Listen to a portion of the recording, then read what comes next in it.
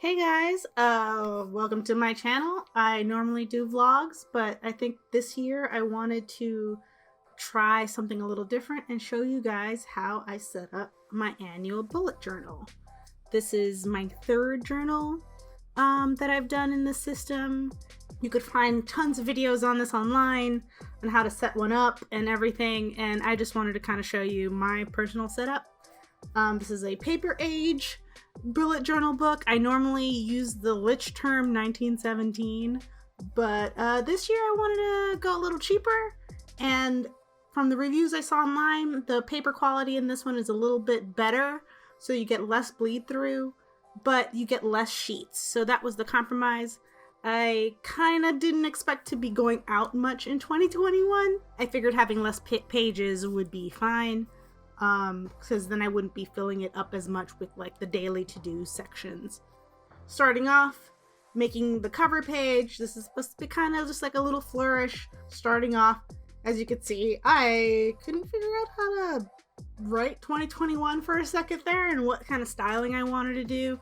Normally, I kind of just make this as I go, figuring it out. I don't mind if I have eraser marks and mistakes all over the thing. For me, these books aren't supposed to be about perfection. It's just getting information in and like organizing. So the little bit of decoration I do, it's just there to be there. It's not supposed to be perfect.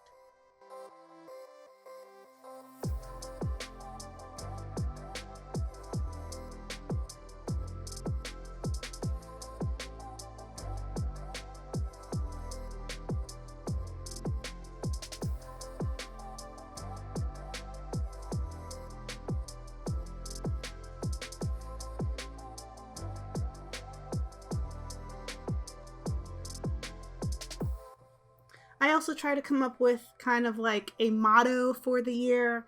Last year it was, let's do this, and that didn't work out because I barely did anything.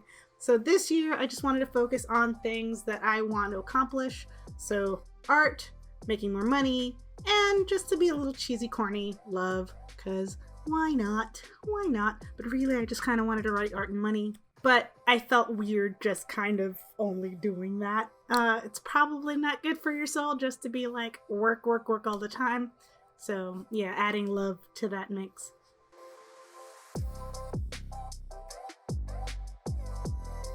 On the left, I'm writing my journal key, which is just for my future self to label all the types of annotations that I normally use throughout the book, just in case it changes over the years and whatnot.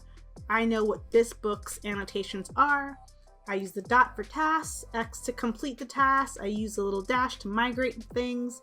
The little like dash dash is a note, circles for events, and if I go to the event, I fill in the circle. If something's irrelevant, I slash it out. I put a little star next to things that have priority, and I do little triangles for when I make journal notations, like this week I felt like this.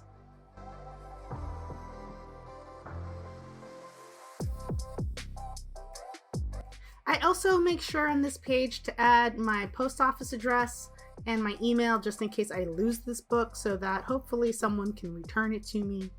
But I don't put like my direct information on there because it's also like personal.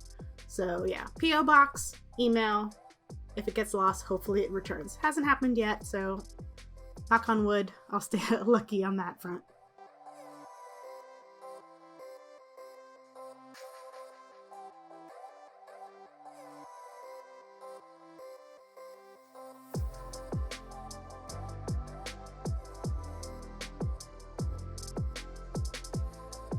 Next up is doing the index page. I love this page. You essentially just fill it as you add more pages to your journal. And also just noting here, since I did kind of go cheaper with this paper age notebook, it didn't have each page numbered, so I had to manually go through and number each page. I think halfway through it was just like, I'm just going to number the even ones at the very bottom so that it's easier to organize what things you put on what pages later on.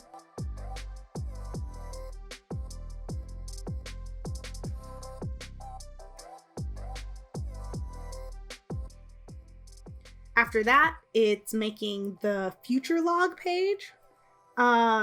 It's a general calendar for the events of the year to mark future events and whatnot.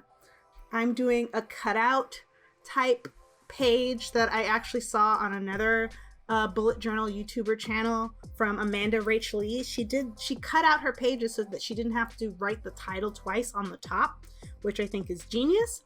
And I was like, well, I'm definitely going to do that too, because I did not want to write the title twice.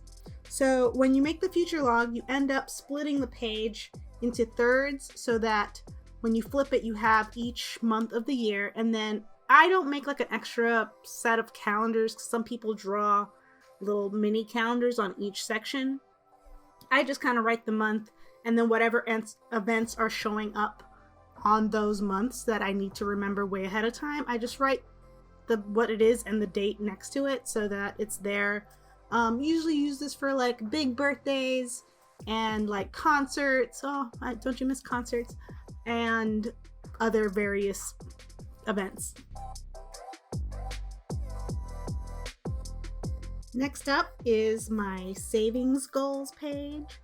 I'm trying to do right this year and attempt to have a 6-month or really 4 to 6 month emergency fund plan.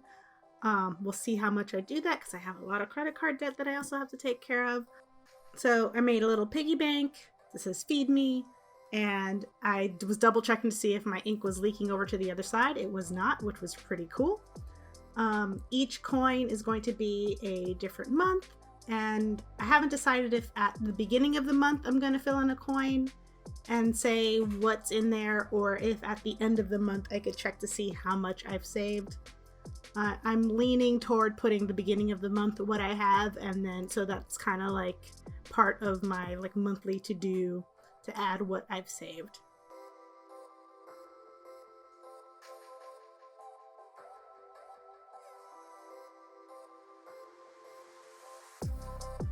I'm starting lofty and like labeling things where what I have now, what I need to get to feel like I would have like a safe emergency, and then what I want, which is like the big dreams here.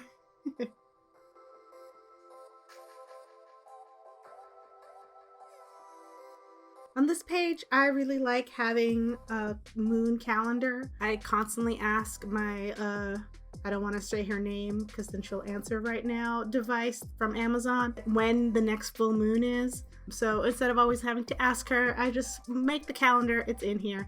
As you could also see, I had a hard time figuring out the like distance each month needed to be. So there's a lot of eraser marks on this page. I'm embracing it. It's fine. It's gonna still serve its purpose. And now I get to have the whole month.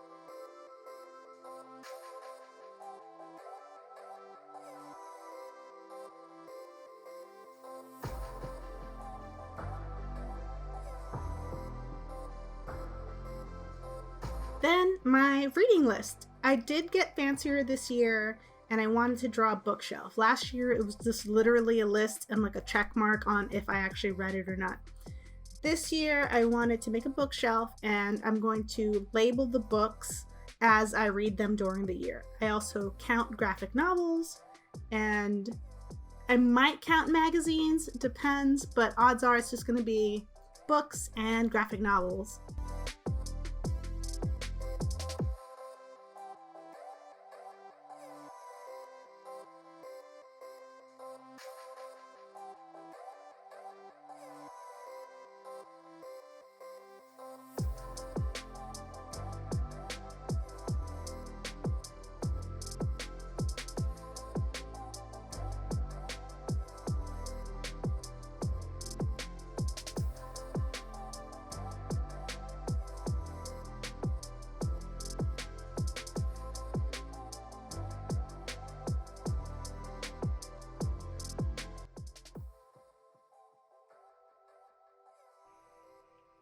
I also realized at this point that I didn't want to fill in the back of this bookshelf just in case I decided to read more books than I had drawn here, but by this point it was too late. And if I end up reading more, then I think what I put was 14 books, then I will just make another bookshelf later in the bullet journal, because that's the beauty of bullet journaling. It does not have to be perfect. Can't reiterate that enough. This is my affirmations page. I get sad sometimes, and this is a tool I use to try to refocus myself. I write facts about myself to remember when I'm being hard on my emotional state, like if I'm feeling just really, really down. I'll write things that I know are true and that depression can't take away from me, per se. So I repeat that. Sometimes it works, sometimes it doesn't, but in the end, I'm kind of glad to just have this here as like a go-to if I'm just kind of down, to just remind myself that I'm okay. On this page, I'm writing who I want to be this year. I'm not big on resolutions per se, but I do like having like a general idea and goals that would be nice to achieve.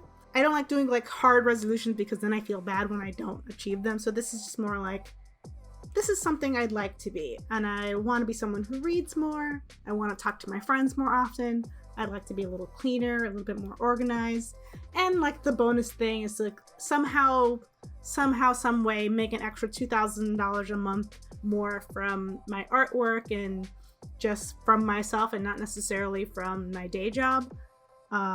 Trying to be like a little bit more self-reliant just in case, who knows, I'm trying to prepare for any emergencies here.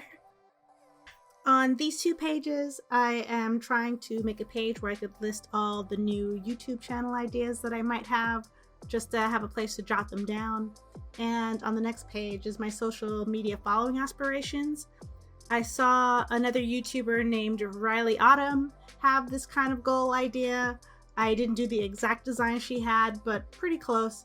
So I'm shouting her out for that, and hopefully I could also grow my channels and all my platforms over the course of the year, this year. I'm kind of hoping for it. It'd be really nice.